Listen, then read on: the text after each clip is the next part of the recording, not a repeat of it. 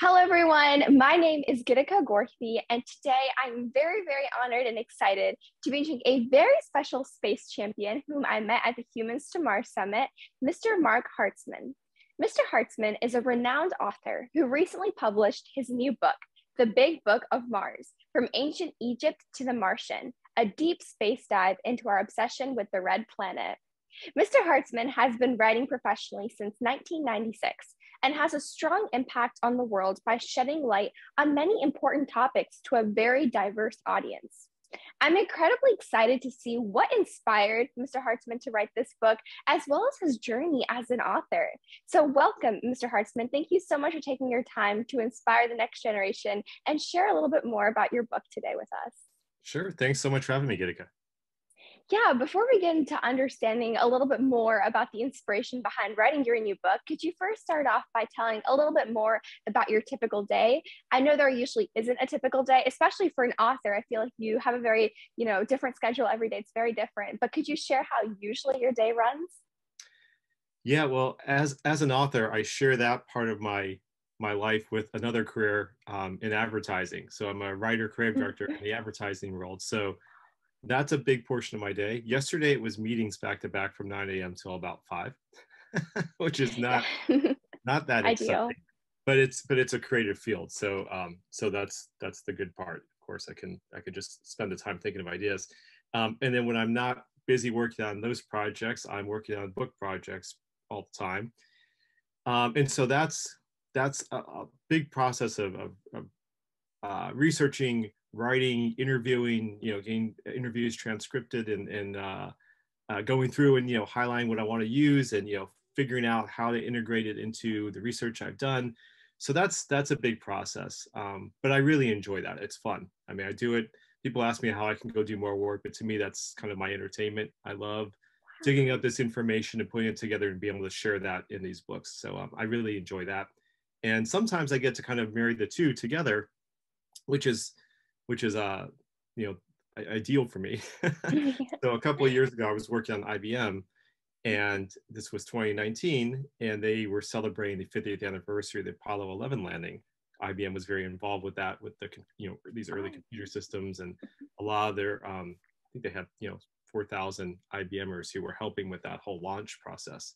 Wow. So we did a big experiential event at the Oculus Commuter Hub in New York City, where we had a 30-foot floor that was interactive, and you step on it and you leave, it looks like the moon's surface, and you leave move prints on the digital screen. And then in front of you, we had a giant 30-foot tall screen that looked like the moon, and you saw yourself reflected on the screen in a spacesuit with 1/6 gravity. So people could jump up and wave their hands. Amazing. And it would, go in 1/6 gravity, and you'd see yourself like you were on the moon.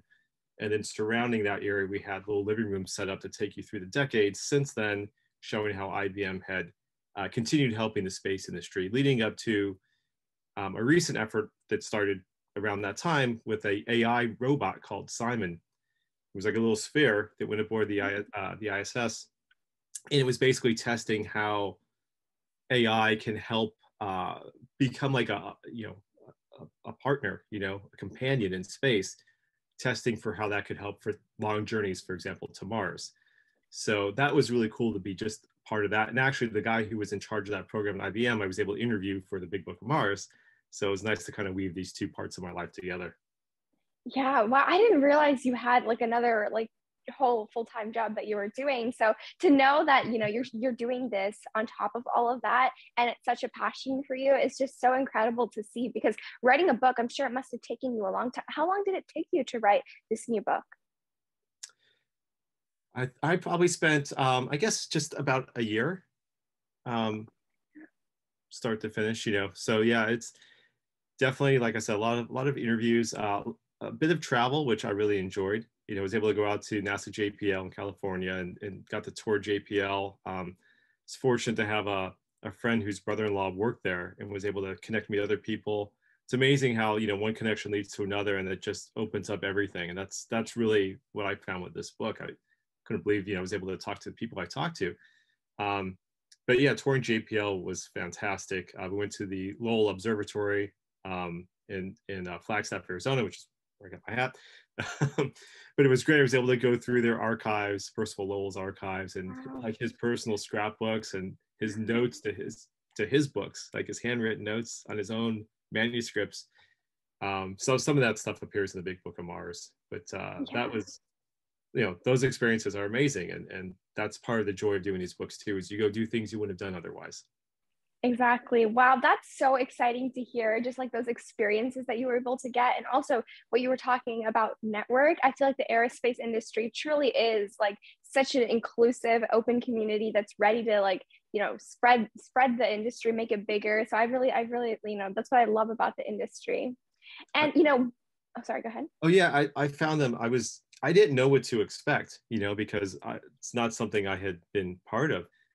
But I was really excited that they were happy to talk with me. And I felt like, they were enthused to have their stories told to a broader audience.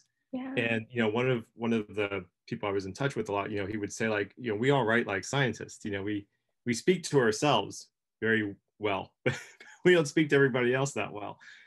So I think they were happy to have like someone else can tell their stories in a much more easy to consume way for a more mass audience. Because there's amazing stories to be told, and so like I said, I was thrilled to be able to do that, and I hadn't expected that perspective, so that was kind of surprising and obviously wonderful. Yeah, no, I think that's the most important part of the industry, to be honest, because the aerospace industry does so much for just daily life on Earth, but people like the common public who's not as involved in the aerospace industry doesn't understand that necessarily, and it's just because there's not enough communication out there to tell them. And I think the work that the communicators are doing to spread it is the most important job as we look into like getting more funding for the aerospace industry, and we're starting to like commercialize it and make it a more inclusive space for everyone. Yeah, absolutely. And were you always intrigued by aerospace? Is that what got you into writing this book? Were you always intrigued by Mars? Or, was there another reason that intrigued you or inspired you to write the book that you wrote? So I wasn't. And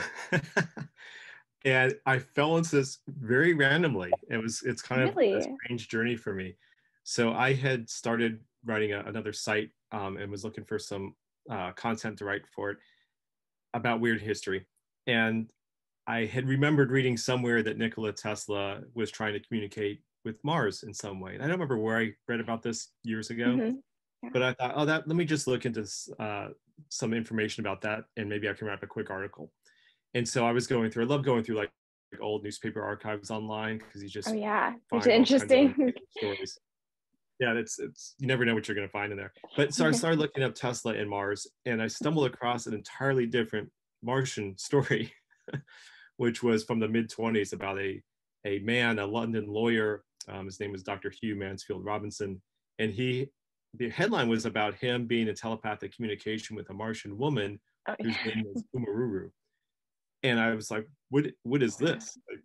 Like, I've never heard of this before. So, then I started pulling some of the key words from that to dig into that a little bit deeper.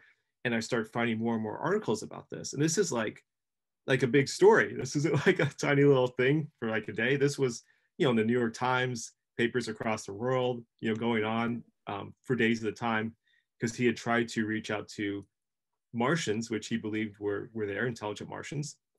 They were tall, they had, pointy ears, and, they lived wonderful lives, very peaceful. They were much more advanced. All these descriptions were in these articles. And he wanted to send a telegram to Mars using the largest radio tower in the world at the time, sending it, like with their long distance rate, which I thought was funny. I think the post office, which ran the radio tower, I believe, embraced the story because it was like advertising their postal rates in all the articles. But I ended up digging into it so much. I reached out to the British Telecommunications Archive, and they sent me like a 250-page PDF of files on this case, like all the documents. And some of this is in, I have some of this in the Big Book of Mars. I'll try and flip to it, but you can actually see the letters, here, like you can see like that's one of the handwritten letters for him, like wanting to do this. And then here is a memo that they wrote, or this is the agenda for what was being sent through the telegram. So you could see what he was asking them to do. It's which is just, amazing. it's amazing. This is one of the articles. You can see the picture of Umaruru right Yeah. there. So, this just fascinated me. And the more I dug into that particular story, the more I started seeing what else was going around, what else was going on in the periphery in the scientific world in relation to what was happening on Mars. And there was a ton of this belief going on, dating back, and I get into all this in the book, but going back to, well, centuries really about belief in Mars, but much more in the late 1800s, early 1900s. There was a lot of belief in intelligent life on Mars, which of course Nikola Tesla did believe, and did believe he was contacted at one point. So this just really got me, that was what got me into it, and I just kept going. Wow. And how were you able to digest most of the information you found? First of all, it was just, I'm like so excited to read the book just to see all of the crazy things that people believed. I mean, I'm sure we're crazy now believing a lot of things, and 100 years down the line, people are going to look at us like we were crazy. But just looking back at what people were thinking like 100 years ago, or even just like 50 years ago, it's just amazing to see how much we have developed over time, and just seeing that history unravel. It's just very, very exciting, and I'm really sure anybody would enjoy that. And how are you able to digest the more complex information that you received? Like, for example, when you talk with NASA scientists, like I'm sure they have all of this math and science lingo, and coming from a like non-aerospace background, how are you able to kind of digest all of that into something that everybody would understand? Yeah, that was definitely challenging. Some of the early conversations I had, I kind of had to catch up a little bit afterward. Like, okay, so what exactly was this person was talking about? Kind of digging a little bit deeper. But as I went, I started, I was like learning more and more as I was going, and those conversations I think became a bit easier, which was helpful. But yeah, there were some things. I mean, I remember one of my favorite stories in here is about the Viking mission. Where one of the experimenters, there were 4 different experiments to detect for life on Mars on the Viking mission. And one of them, his name was Dr. Gil Levin, and his co-experimenter, Dr. Patricia Stratt. I got to speak with both of them. But Gil Levin, before he would talk to me, he had me read his white papers on this topic of finding life on Mars, because his test results came back positive, which was, to me, an amazing story. Which I'd never heard before, but I think he'd written so much about in the scientific community, and I'm sure everyone in NASA, and I'm sure this is not a new story for them, but I'd never heard that life, I haven't either. positive results for life were found on Mars in the 70s. So he made me read his white papers first, and I'm reading these, like, oh my God, this is like, I think I'm understanding this, that was definitely kind of complicated. But then we had a conversation, so he was able to elaborate on things, and I was able to kind of make sure I was understanding it properly with him. In fact, he was kind enough to read that section to make sure I had things factually correct. So that was really good. But some of the people I spoke with were just, explained it really nicely and clearly in ways that I could understand, and then I could convey it to everybody else through the book. So so it was a little bit of a mix. I felt like I spoke with Steve Squires at Cornell, Professor Cornell, who was in charge of opportunity and spirit. Which is amazing. And I felt like I got an amazing planetary science lecture from him. Like, he just explained things so clearly to me in terms of what he was looking for and why and how it worked. And like, that was amazing. I felt like, oh, I'm getting a lesson for the book, but this is terrific. So yeah, people were very helpful with it. Yeah, I'm really glad you were able to kind of dive deeper into it and learn so much about more of the STEM as well, and not just the history, to like kind of intertwine that together in your book. And I have to ask the question, what was the most, you've already shared very shocking things that I haven't heard before. And so I have to ask, what is the most shocking piece of history or shocking fact or news article, or what's just the most surprising thing you think you came across while writing this book, or something that's in your book? I mean, can I give you a few? That's kind of hard to pick one. Yes, I would say one I just mentioned, I think the Viking mission that had positive results for life. And basically the reason that never really got out into the world is because NASA, although the results were positive from both Viking landers, which were 4,000 miles apart, both of them, scooped up the samples of soil, put in these radioactive nutrients, and then emitted the radioactive carbon. So that's why they believed that something metabolized this nutrient. But they believed there were other factors that could be involved, and maybe it was an exotic chemical reaction that caused the results. And so they did not want to announce that life was found. They were not convinced that this was the case. But Gil Levin, until his last days, stood by his data. And no one truly disproved his data, but it wasn't exactly tested again to try to get more results. So that was, I thought, fascinating. The story I mentioned at the beginning about Umaruru, I found incredibly fascinating, but that also gets into just the whole idea of this really strong belief in intelligent life on Mars, which went through, Tesla, Marconi, who invented, radio and long distance wireless. I mean, these were brilliant people. They were heads of Harvard who were looking into ways to contact Martians. So the fact that this was such news and this was in the headlines like all the time in the early 1900s about life on Mars and when we might contact them and how we might contact them, and all that leads up to the 1938 War of the Worlds broadcast. To me, I found this interesting. The Orson Welles broadcast of War of the Worlds, where everybody panicked thinking that Martians had attacked, which is something, I'd always heard that story growing up and thought, it's ridiculous. How could people believe that Martians attacked the Earth? That's so silly.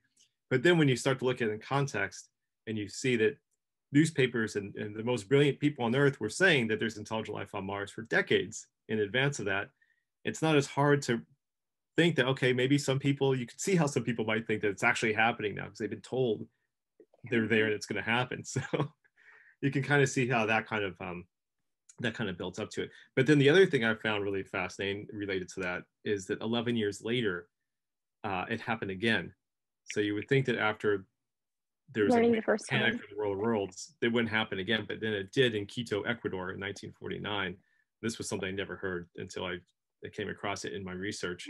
And these DJs who did it at this radio station in Quito did not even bother to say it was a dramatization. And they had people impersonating local people, like local priests and the mayor. So people really believed it. And that turned into a disaster for them. So I found that quite fascinating.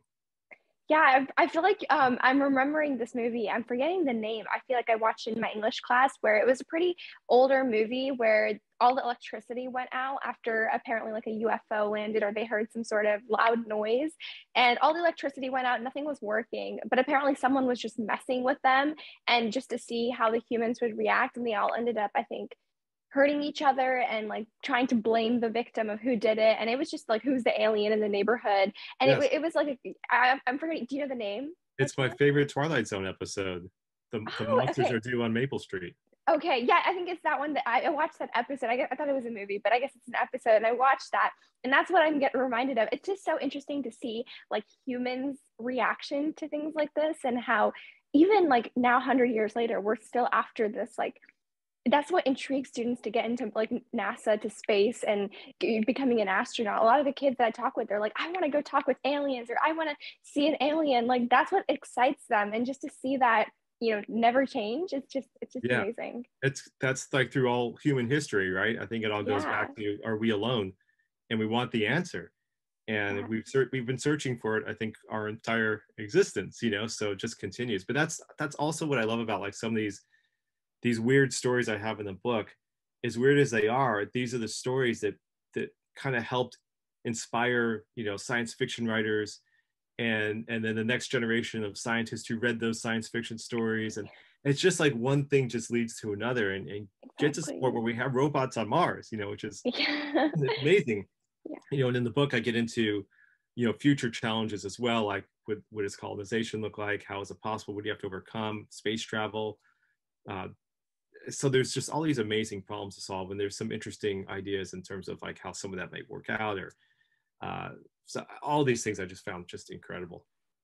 Yeah, and did you have obstacles during this journey of writing this book, or maybe even in your own career path? And if you did have obstacles, how were you able to overcome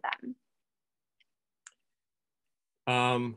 I can't think of it. I mean, to me, the obstacle was really what we talked about before, is trying to understand things that were very new to me, and put those into terms that were not only correct, but easily understandable.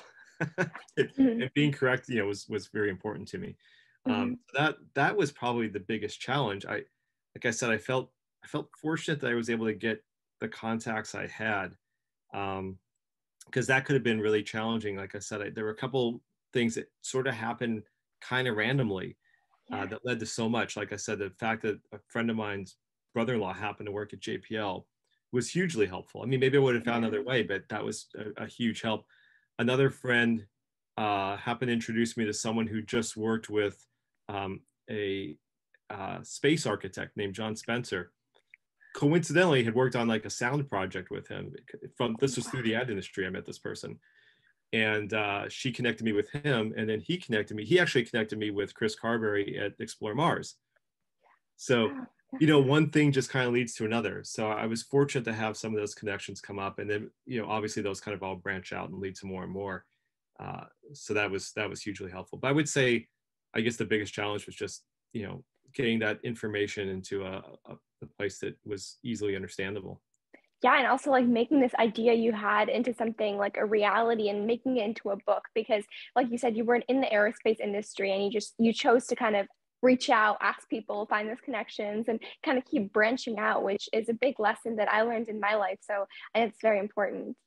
Yeah, you know, and it's, I guess to add to that too, this book didn't actually start out as being what it turned into. So it was going to be the Book of Martians, which was going to be more about the story I mentioned earlier, in other versions of Martians. You know, what Martians might look like, early beliefs in them, pop culture versions of Martians. There's a whole pop culture Oh, section of the book as well. And so it was really just going to be about Martians.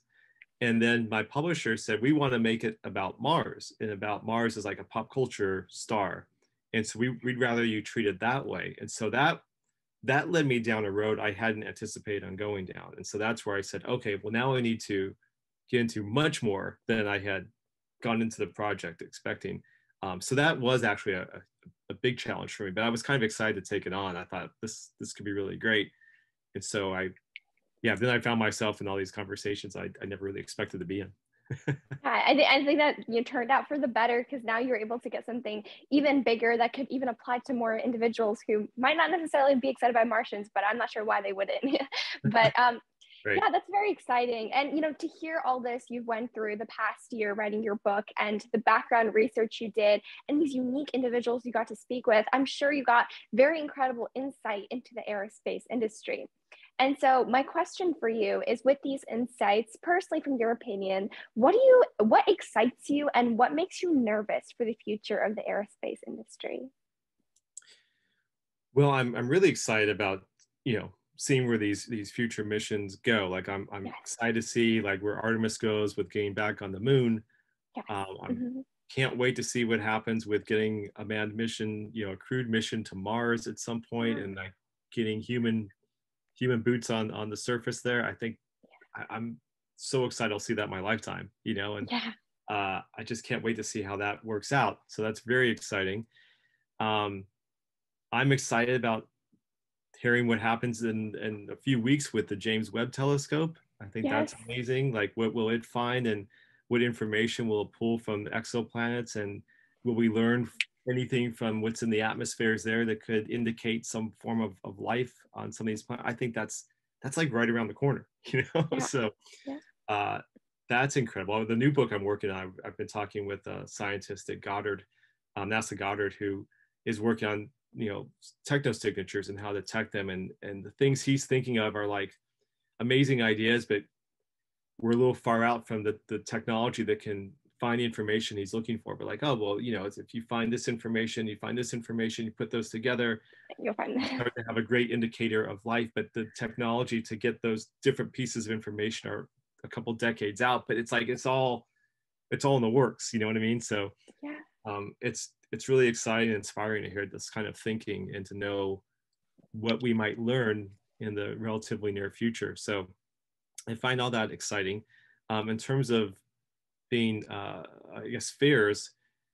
Um, I mean, I guess one thing is you kind of talked about this earlier, but funding.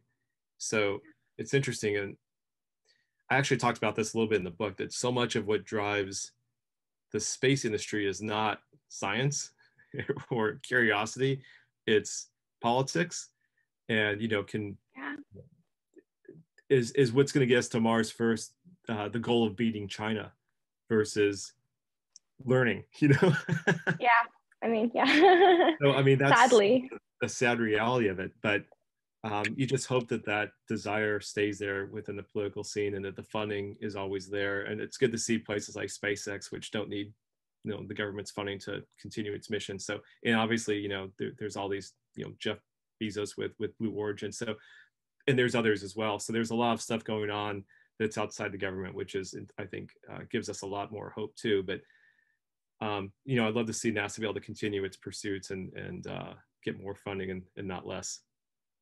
Yeah, those are really great points. Definitely what excites is the future missions that are happening and all of data that we are getting back. It's just so exciting to see how we're not stopping, but we continuously are just like kind of continuing our search for life or even search for understanding Earth better. And I think that, what we're doing is just very exciting. And I'm very excited about the Artemis mission and just to see this representation to inspire the next generation as well. So very exciting things. And also what you were saying about what makes you nervous. I can definitely understand that. I wasn't very familiar with the politics of space. I knew it started off as a space race, but at ISDC, the DC convention for space, I listened to a few talks and I was really surprised at how involved politics was in the space industry. And I'm not surprised, I guess I should say, but also I am a little bit surprised at how directly NASA is related to, I guess, politics and geopolitics and how our relations with other countries are because of space. And I just hope space can continuously be this environment where everybody can work together towards a common goal. But sadly, some people don't think like that. So I can definitely see the fear, but also we have much more exciting things to be looking out for. So thank you for that. Yeah, and there is that other element that you just mentioned about working together, which I really find wonderful about the aerospace industry, is that you do have scientists coming together from around the world to solve these problems, and they don't care about the politics at all. Like, it doesn't matter. We're just trying to reach a particular goal that we all share. And so I love hearing those stories about, even going back to, Cold War times when Americans and Russians were happy to work together on solving these things. So I think there's a lot of good that comes through that, and that's nice to see that in the world, especially the way things are now. So it's hopefully there's more of that. Yes, 100%. I definitely agree. And now that we were able to understand more about the book, about your background, as well as what you're looking forward to in the industry, my last and final question for you is what final piece, because you've given plenty of advice throughout the interview, but what final piece of advice would you give for young students pursuing a career in STEM, aerospace, media, really just any career, something you wish you knew when you were in high school or maybe early stages of your career? Well, first of all, always stay curious. There's just so much amazing wonder and so many things to learn. So it's exciting, and the opportunities ahead are just absolutely incredible. I mean, you're in such a wonderful position right now at your age to be getting into everything, and the things that you'll see and be able to do, and I'm sure you'll have a huge impact on them, is just remarkable. When I was your age, I couldn't have even imagined doing any of these things. You have so much ability just in terms of being able to make connections. And I remember I think you talked about this at the Humans to Mars Summit, the fact that you could just reach out to people on LinkedIn and you could find people and reach out to them. Yeah. And you have so much accessibility. And I didn't have that. I would have had to like pick up a physical phone book, and call and hope that someone would answer, what I mean? It would just be very difficult. So I think there's just a ton of opportunity if you just, seize it. So I think that's exciting. And those connections are so valuable. It's so much, finding success is so much about what you know and also who you know. And those two come together, and that's where things can really happen. For me, I mean, I kind of wish I knew more about this whole industry growing up, and I really didn't. And it's weird because I grew up in Colorado, where there's so much going on. I was kind of, unfortunately, didn't really pay enough attention or wasn't really informed enough about it. But I wish I had been, because I wonder, like, might I have taken another path? If I could, I honestly, if I could start over right now, I would definitely go into this industry, as opposed to advertising. Although, like I said, I love being creative and love writing, so I don't really regret it or anything. But I am so fascinated by what's going on. And I remember telling one of the NASA scientists I was speaking with, as he was kind of telling me, I was calling him from an edit session for a commercial, and I just said, I had told him, I said, I just want you to know, like, you have the coolest job in the world. Like, what you do is so amazing. Um, and I'm just, I'm making a commercial. And this guy's like trying to figure out, how to get to Mars or whatever. I forgot what his specific role was. I think he was working on the Perseverance rover mission.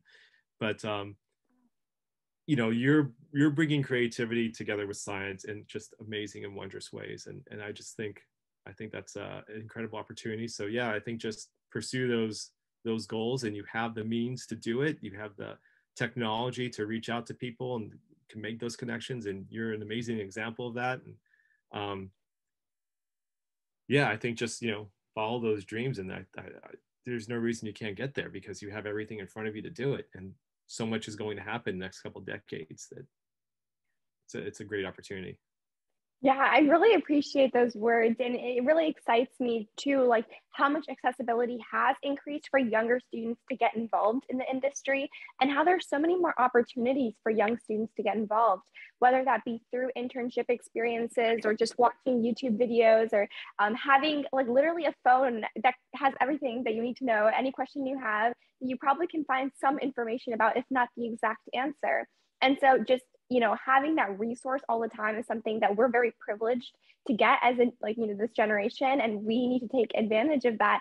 And like I was mentioning a few years ago, if you told me like I could talk with, someone like a renowned author or someone who is, a NASA scientist, I would not have believed it. But LinkedIn made it possible. And I think really through the pandemic, we realized the value of virtual connections and how it is powerful to connect with people online. Of course, in-person connections are very valuable, but also the ones we make virtually can be just as powerful.